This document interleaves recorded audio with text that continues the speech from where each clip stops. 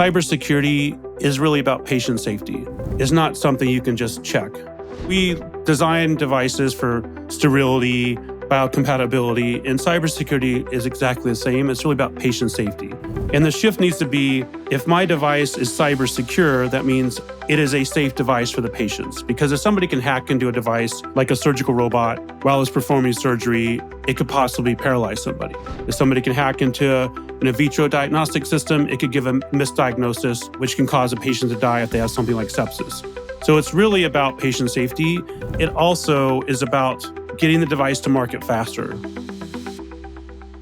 Welcome, MedTech Gurus. Today, as I mentioned in the introduction, we're joined by a truly fascinating guest, Christian Espinosa, CEO and founder of Blue Goat Cyber, a leading medical device cybersecurity consultancy dedicated to protecting lives by securing the technology behind modern healthcare. With over 30 years of experience spanning the Department of Defense, critical infrastructure, and MedTech sectors, Christian has a rare cross-industry perspective on cybersecurity. His work has helped companies like Intuitive Surgical, bioMérieux, and Natura successfully secure FDA approvals for life-saving devices with a 100% success rate. But Christian's mission is deeply personal. After a life-threatening health scare that exposed the vulnerability of his own medical device, he turned that experience into purpose with founding Blue Goat Cyber in 2022 to ensure others would never face the same risk. Today, he's helping medtech companies transform cybersecurity from a regulatory burden into strategic advantage, paving the way for safer devices, faster approvals, and stronger patient trust. Hey, Christian, are you ready to be our guru today? I am ready, Tom.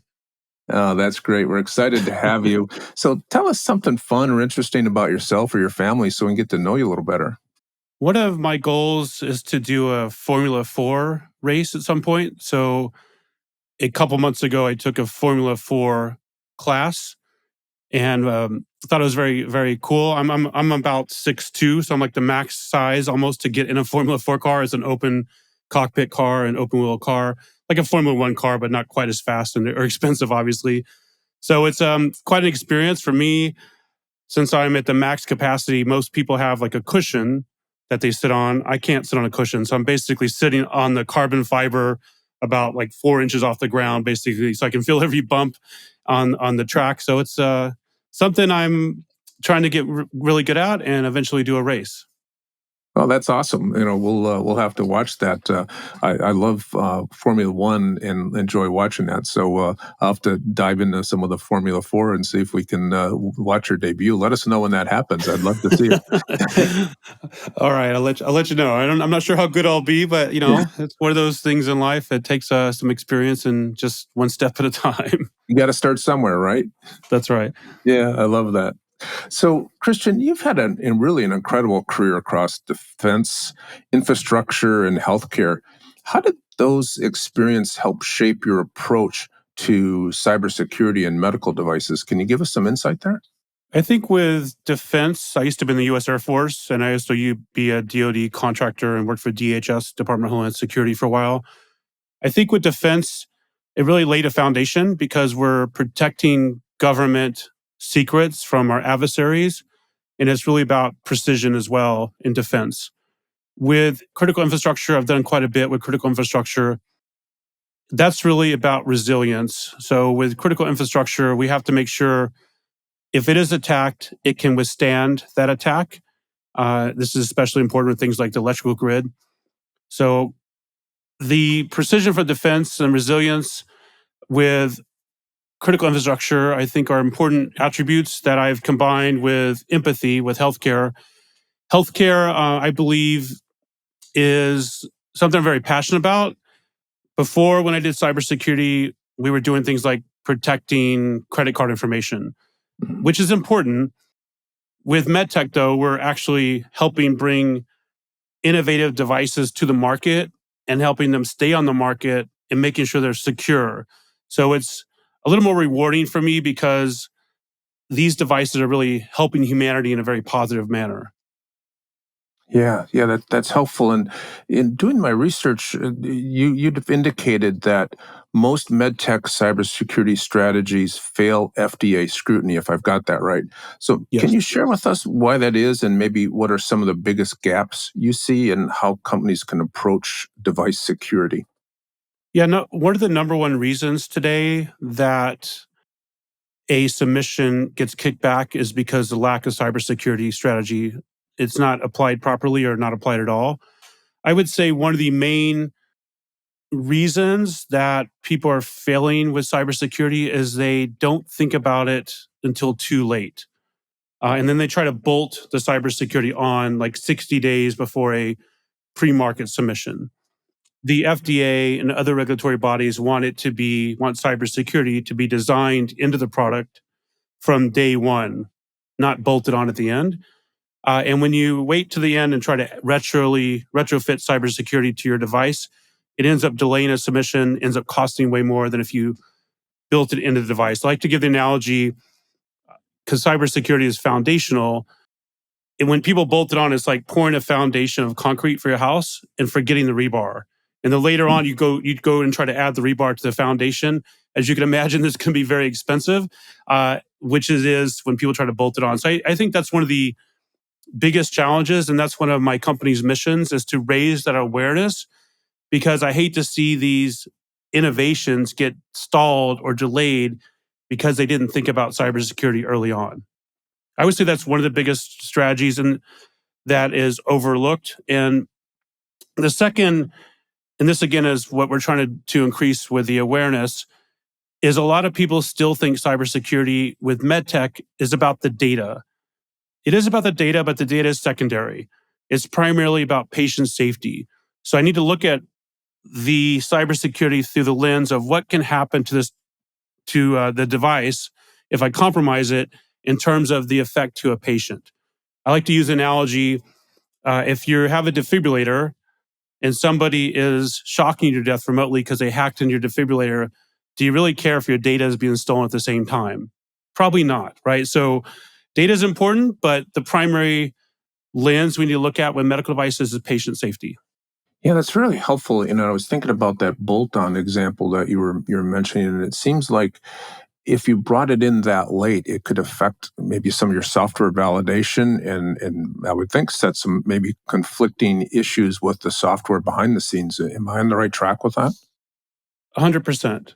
Yeah. Like a lot of manufacturers will come to us about 60 days before a submission, before a pre-market submission, like a 510K or PMA or de novo.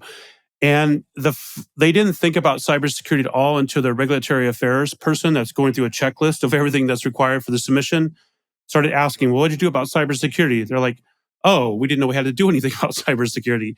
So then they come to us and we do a penetration test where we try to break into the device and we typically find a lot of holes.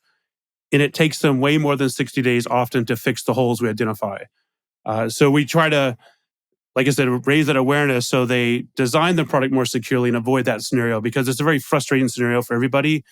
And we're unfortunately the bearer of bad news. We're like, well, your device has a lot of holes. It's going to take you a while to fix. And then the innovator has to go back and ask the investors for more money. Their timeline is busted. And a competitor may get something to market faster. So it's important that they start thinking about it sooner than later.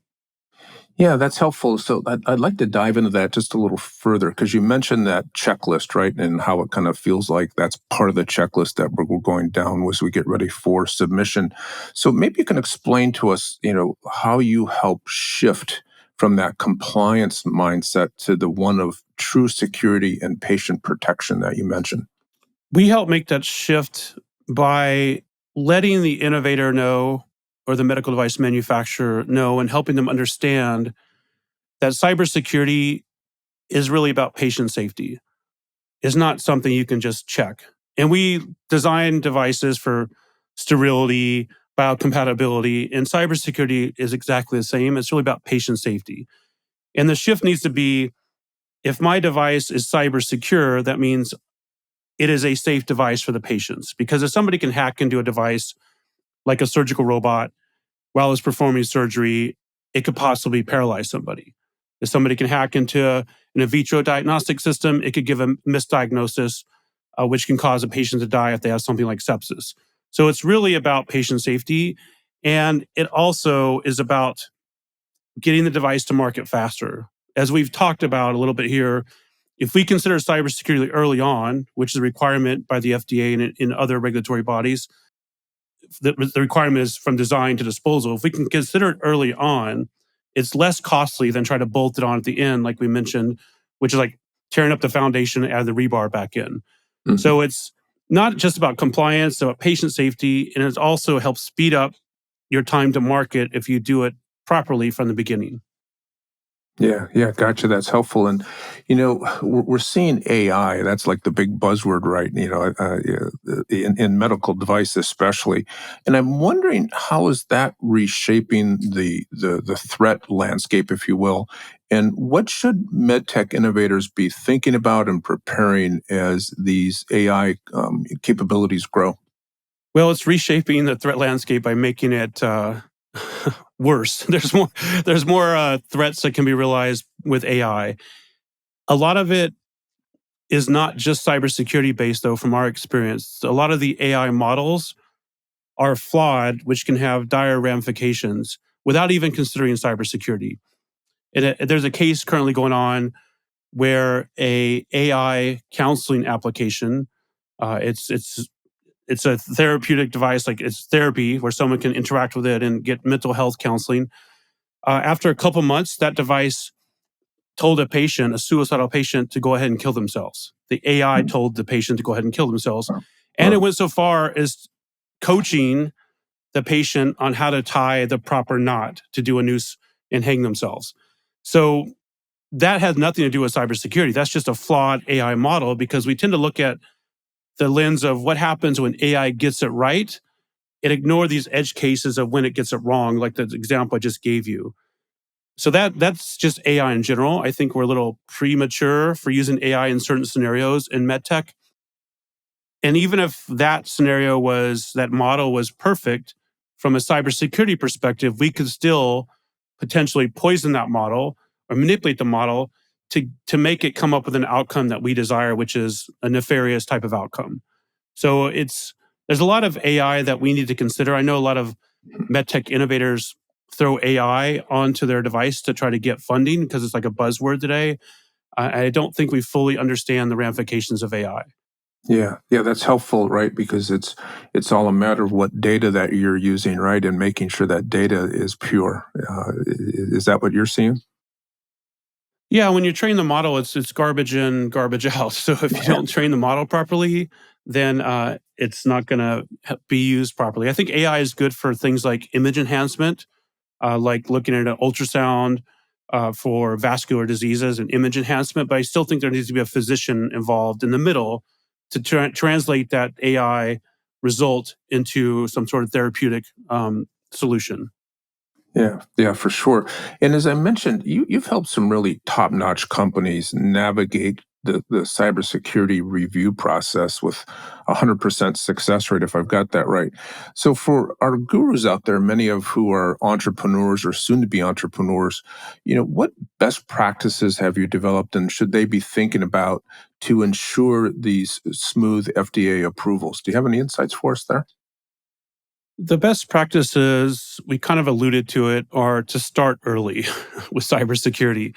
And I think this is a challenge in the industry because on a product roadmap, people are used to thinking of things in blocks of time. Like in Q1 2026, we're going to do our biocompatibility study. In contrast to a block of time, cybersecurity needs to be done iteratively throughout the entire product lifecycle. Because as you're developing a product with software development, you need to test it throughout the development process. And that's the best practice is to start early, design cybersecurity into your device, and consider it through the life cycle of your device until disposal. And the other thing is while you're doing that design, there's documentation that has to go in place. And that documentation needs to align with the proper standards for cybersecurity, like AMI TIR 57 and ISO 14971, which is about patient safety. Again, with medical device cybersecurity, there is the guidance from TIR 57, But anything that comes out of that from a cybersecurity risk needs to feed into 14971 for patient safety. So Mhm. having all that documentation that is aligned properly and having transparency and traceability, I think, are the best practices. Yeah, that's helpful. So, with your experience, if I can dive into this maybe a little bit more, I mean, you mentioned some of these security mistakes. So, how does your team help kind of navigate that and making sure those those forms align, those disclosures align, for the product launch, so they don't get jeopardized with FDA clearance? Do you have any thoughts or guidance for us there? Well, we typically work with a MedTech innovator. Ideally, they come to us early on in the process. And then we have a block of consulting hours where after an initial 45-minute to hour discovery call, we can quickly understand with a few targeted questions where the gaps are and how best to fill those gaps. Because sometimes they're not thinking about something like the software bill of materials. When software developers build a product, they borrow code from other places. And the FDA requires complete traceability for all the code that was put into a product, all the code that was borrowed, the third party code from somewhere else. So we can just ask a few questions and help them understand, what the gaps are and how to fill those gaps. And again, most of the challenge is really an awareness issue. People in medtech, because cybersecurity is relatively new, simply don't know what they don't know. And we're trying to raise that awareness to help them understand where the gaps are and on a product roadmap where cybersecurity should be and what the risk should be in terms of priorities. Yeah, and with that, right, trying to create that awareness, I'm thinking a lot of med tech companies thinking that, cybersecurity is just the IT team. So what I think you're suggesting here is culture also plays a big role in this. So how do you build an organization or a client mindset where cybersecurity becomes everybody's responsibility? Is that a big educational lift for you, and how do you go about that? It is a big educational challenge. We have some large clients that, as an example, tried to get their IT staff to help with the product cybersecurity, and it didn't work because they're drastically different skill sets. Like IT cybersecurity is typically about data protection. Product cybersecurity in terms of medical devices is about patient safety. Like, what is the impact if I can hack into this device to a patient? So they're very different skill sets. And from a stakeholder perspective, I think in terms of cybersecurity for a product, the product owner, the company, the RAQAs, they all have to be behind cybersecurity. And really, from a overarching perspective, I think quality assurance should be responsible for cybersecurity when it comes to which leadership role in an organization, because ultimately all the cybersecurity documentation will fall into a quality management system, a Mhm. QMS in alignment with ISO 1345. Mhm. So it's has to be documented just like a design history file and everything else in the QMS. Yeah, gotcha. And that just, I might put you on the spot here, but I was kind of thinking about this.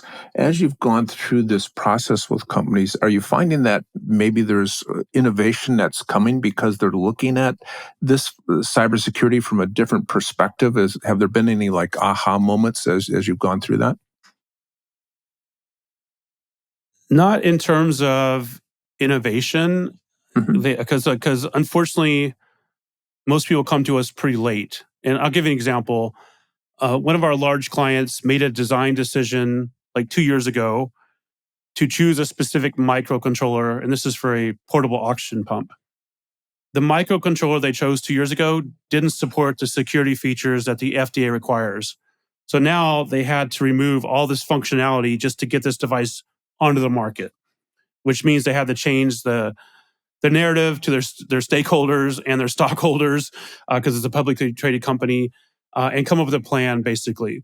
So I think in terms of cybersecurity helping with innovation, I think it can if it's considered early on, but unfortunately is still considered late, like the bolted on philosophy, like I mentioned, which requires features to be disabled in order for that device to get cleared and on the market. Yeah, yeah. Boy, that's got to be a rough one for sure. And then, Christian, you mentioned cybersecurity and protecting patients' lives, right? And not just the data. I'm wondering if you can help us out if there's an example where strong security directly improved the patient safety or clinical outcome, obviously without disclosing companies, but just kind of curious if there's an example or two that you could share with our gurus out there. Yeah, one example we worked on a little while back was an in vitro diagnostic system. It had vulnerabilities where you could cause it to give a misdiagnosis. So as I mentioned, like if someone has sepsis, it's time sensitive. And if the in vitro diagnostic system, the IVDs, says they do not have sepsis, then that patient could potentially die because the physician is making a course of treatment decision based on the output from the IVD system. So that was one we worked on because that was a big risk. And ironically, maybe not ironically, but the same system uh, is used in industry, uh, not just medical industry, but other industries, such as the hamburger industry, to test samples of hamburger for things like E. coli and salmonella. And this same system was vulnerable. So someone could hack in the system while the hamburger's being tainted somehow and make it give a false diagnosis. So it says it doesn't have E. coli when it does. And then the hamburger's released and it can kill elderly people and babies basically, or young people that are more vulnerable to E. coli or salmonella. Yeah, yeah. Thank you for that. And shifting gears a little bit, I'm wondering, if with your background in leadership and engineering, as mentioned, a lot of our listeners are soon to be entrepreneurs. So, how do you keep a team motivated, right, when you're engaged in working on such projects like this that can be high stakes but very detail oriented? Do you have any thoughts for our gurus out there? Well, the first thing is to pick the right team. I think Mhm. that's critical, and that's always a challenge as an entrepreneur to make sure you're picking the right person for the right seat and the bus is heading in the right direction, as they say. So I think picking the right team is number one. And then how to keep the team motivated. I think if you have the right team, they're going to be pretty motivated because they're going to stand behind the mission. And I'm a believer that our mission is very critical because we are helping the MedTech innovators bring these devices to life and get them on the market. The other aspect is my team, I compensate them on a performance basis. So it's not just like they have this flat rate salary. It's the more projects they do, and if we get great feedback from a client, then they get compensated for that as well. And it's very client centric. My team works with the clients. We become their partner effectively until the device gets cleared on the market, and then even after with post market management. So that interaction is extremely important. And I've done a lot of work with my team to make sure they are trained and have emotional intelligence, not just rational intelligence, because it takes a high IQ and a high EQ in order to be successful. And as I mentioned, we have periodic reviews where we reward the team for great performance as well. Yeah, I would imagine that I like that emotional intelligence piece, right? Because I would imagine you're having some very difficult conversations at times with the development teams and leadership teams of some of these med tech companies, right? So being able to deliver that message in just the right way is probably an art versus a skill. Is that what you see? Yeah, because a lot of our clients are under super tight deadlines with pressure from their investors. They're running out of money and out of runway, so it can be very stressful working with the client. And then when we identify lots of problems that they didn't anticipate having, as you can imagine, it's even more stressful. So my team has done a great job navigating those high pressure situations, and that's where that emotional intelligence comes in. Because if they didn't have that, you could quickly go from diffusing a situation to amplifying a situation, and everybody's like freaking out versus let's calm everybody down and come up with a plan. Hmm. Yeah, yeah, I like that. Especially the investors. I would think from an investor standpoint, that's got to be a challenging conversation, but it's much better to find that gap sooner rather than later, right? Exactly, which is why we are trying to raise that awareness for people to have a conversation with us sooner than later. Just a initial discovery call, we can quickly help a prospect understand where their gaps are. And the sooner they have that conversation, the better, because it's better to know now than 60 days before submission when it may cause a delay. Yeah, yeah. I love that. So, Christian, this really seems like an exciting time for you and your team at Blue Goat Cyber. What's next for you and your team, and what does the future hold? We are working to expand globally. We already have about 40% of our clients are international. Right now, I just got back from Singapore last night. We just partnered with MedTech Innovator for the Asia Pacific region to help mentor the 2026 cohort there, and help them with cybersecurity and help them get their product to market faster and more securely and more cost effectively ultimately. But our mission is to help the MedTech innovators, and we're trying to expand with a presence in Southeast Asia, which is why we partner with Singapore. Yeah, gotcha. It certainly seems like an active and exciting time for you and your team. If our gurus out there want to learn more about Blue Goat Cyber, how do we do that? Is there a website, or are you on LinkedIn? How do we learn more? Yeah, they can go to bluegoatcyber.com, and we are very active on LinkedIn as well. We have a lot of content on LinkedIn. We also have our own podcast called the Med Device Cyber Podcast, such as on YouTube, Spotify, and Apple. So they can learn about our industry, about cybersecurity and medical devices, and about what we do. That's fantastic. So go ahead and plug the podcast one more time. Give us the name and about how many episodes have you done? We have just released, I think, episode 44. Mm-hmm. It's called the Med Device Cyber Podcast. Okay, awesome. Well, we'll get that mentioned in our show notes as well. So, Christian, once again, I'd like to just acknowledge and thank you for being our guru today. And we really appreciate your insights and expertise. Yeah, thank you so much for having me on, Tom. I've been a fan for a while. Oh, thank you so much. Thank you. Thank you for listening to MedTech Gurus. I am Sylvester Harris, your MC.